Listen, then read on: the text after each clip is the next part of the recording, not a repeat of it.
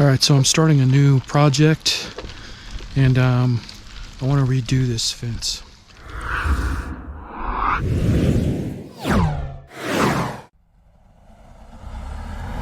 I built this fence 25 years ago, and it's called a Good Neighbor fence. And you can see how it's kind of, it looks exactly the same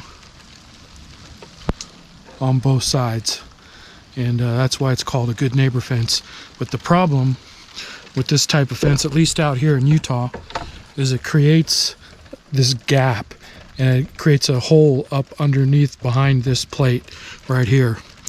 And that's a perfect nesting area for yellow jackets. And each one of these gaps has a yellow jacket nest. I mean, it's really bad. So I'm going to take all this apart. I've already started to do that over here on this section. And I'm going to butt these up against each other so that they're flat.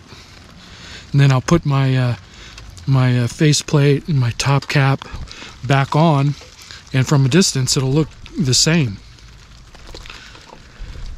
So you can see that there's not a whole lot of difference there once I get the faceplate and the top cap on. But that's a project that I'm going to do. And one of the reasons why I'm doing that is you can see where my garden area is. It's right up against the fence. And there's always yellow jackets flying around.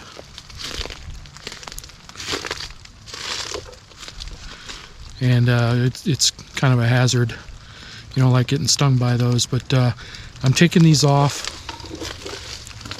And I'm not buying new lumber for this. This is all cedar. I'm just going to reuse it, and I'm even, as I pull the screws out, I'm throwing them in a can. I'm even reusing the screws.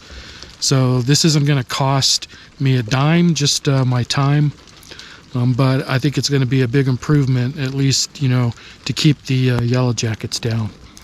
And it's cold and it's raining today, which makes it a perfect time to do this because all the yellow jackets are dormant.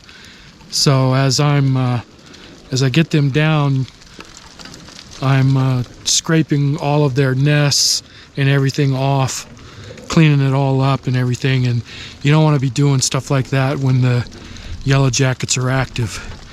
That could have a bad outcome. So today's the perfect day for me to do this. So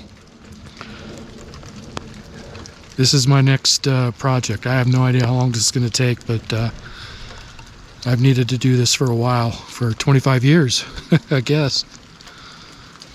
All right, let me get back to it. Okay, I took the top cap off of this section, and I started to pull this first faceplate away, and I thought I'd take a picture of this. You can kind of give you an idea of how bad this yellow jacket infestation is that I have. And the ones that you see here are just the ones that are stuck to the fence. There's a lot stuck to the back side of this faceplate as well. So let me go ahead and finish taking these off, and I'll be knocking these nests down as I go. Alright, so I've gone down the whole length of the fence, and I've taken off the top cap and then that faceplate. And so now what I'm doing is I'm taking out every other, well, these front ones here. And I'm just taking all the screws out on the top. And I'm going to go down the whole length of the fence. I can do all that standing up. Then I'll come back and I'll remove the screws from the bottom. And we'll take it from there. Alright. I've been working on this the last couple of days. Just in the afternoon after work. It's been wet and cold. So the yellow jackets were not active at all. I was able to get the top cap and the front faceplate off, as well as the entire first row. And that's really all I needed to get done while it was cold outside. And by doing that, I was able to clean up and expose 100% of all of the yellow jacket nests. And there was a lot more than that. There was also praying mantis nests and a ton of spider webs and spider nests all throughout there. It was not the funnest job, but I got it done.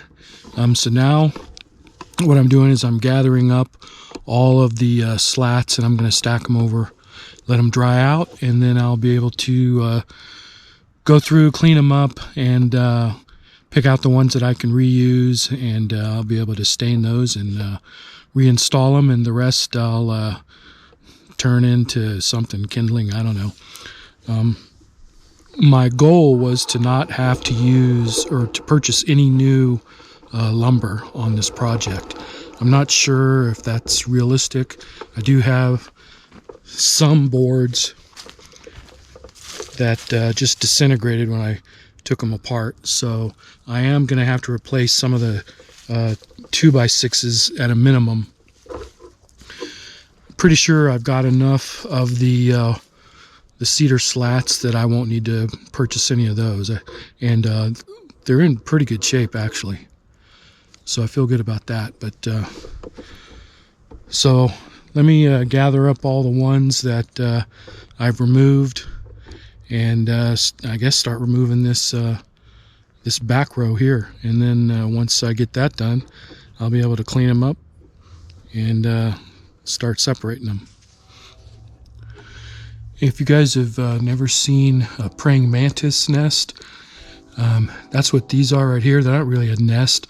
They're more like an egg sac, and there's hundreds of praying mantis eggs inside here. This one looks like it's still intact. This one, however, you can see that there's lots of openings all the way through it. This one's probably at least 1 season old, and the praying mantises have already hatched out of this one, not this one. Just wanted to point that out so you guys, in case you haven't ever seen one, now you know what it is.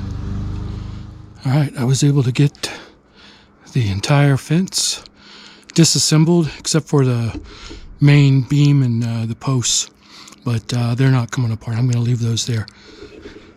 But here's all the other beams I was able to get, and I've got them arranged left to right.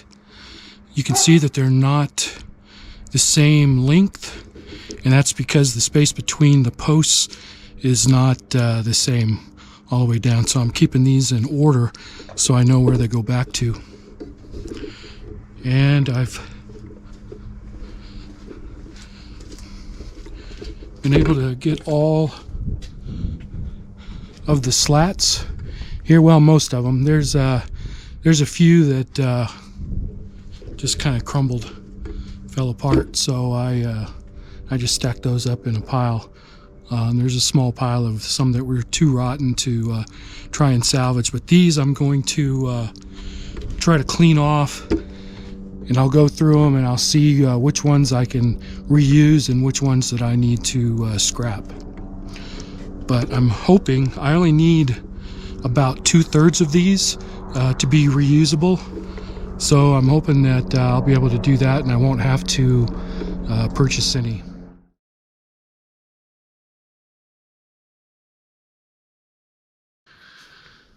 All right, I guess the next thing on the agenda is to clean up all these beams all the way down. You can see there's still a lot of spider sacks and just residue from different types of bugs. So I need to clean that up before I can stain it. So I got this this scrubbing brush. I was going to use a whisk broom, but this was actually cheaper, and I think it might do a better job, so we'll see.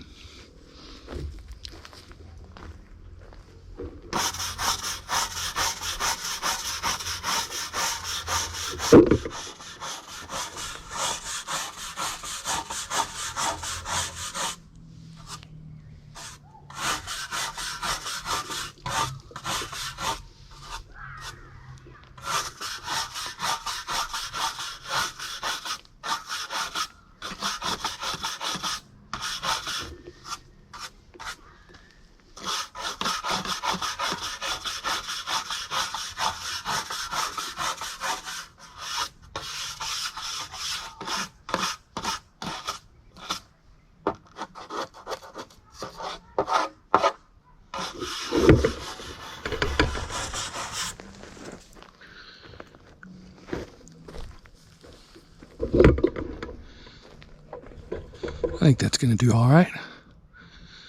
So I'm not going to put you guys through any more of that.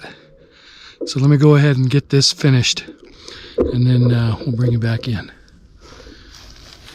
All right, some of these I'm going to have to replace. Look at this one here. That's terrible. So I'm going to go ahead and take that one down, and then we'll get that one replaced.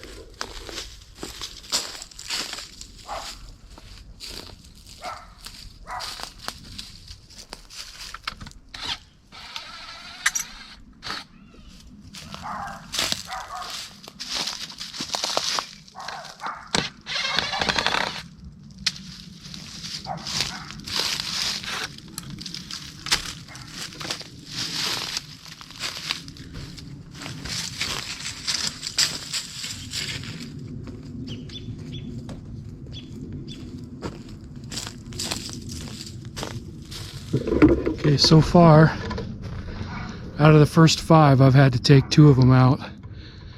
So, looks like I'm going to have to replace more of these than I thought, but hopefully I won't have to replace too many more. Alright, I ended up having to take down a total of 5 of these. That's 5 out of 12, I believe. So, I get to keep most of them. Come over here, take a look. So yeah, I need to take those 2 down at the end there. And then these 2 right here. And then 1 down at the end over there.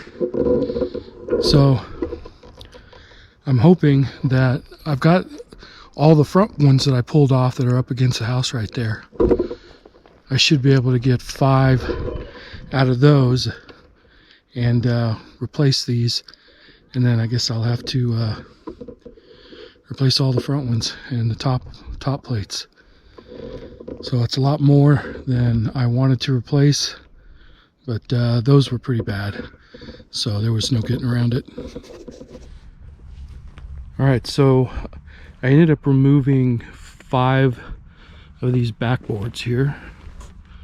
And that was because they were just a little bit too rotten. This is one of the ones that I replaced, and it was with an existing board. Luckily I stacked these. When I took them apart, I stacked them in order of each section, so I could just go directly to one and it would be approximately the right size. They need to be trimmed a little bit because they're inside here, which takes up a little bit of room, and they don't quite fit otherwise. But looks like, let's see, I got 1, 2, 3, 4. I need to replace section 5 and section 6, and then the last section as well. So let me go grab a couple of those. I've already got the measurements. We'll see how close I am and how much I need to trim, get those installed. Alright, so I didn't have one long enough to fit this section here, but I found this 2x6 in my shed. I have no idea how long it's been in there, but my guess is it's left over from this original fence build. I didn't even know it was there, so it must have been there for a long time. And luckily it was long enough. I only had to shave off about 1/4 of an inch. So it looks like it's brand new, but I probably paid $4 for this.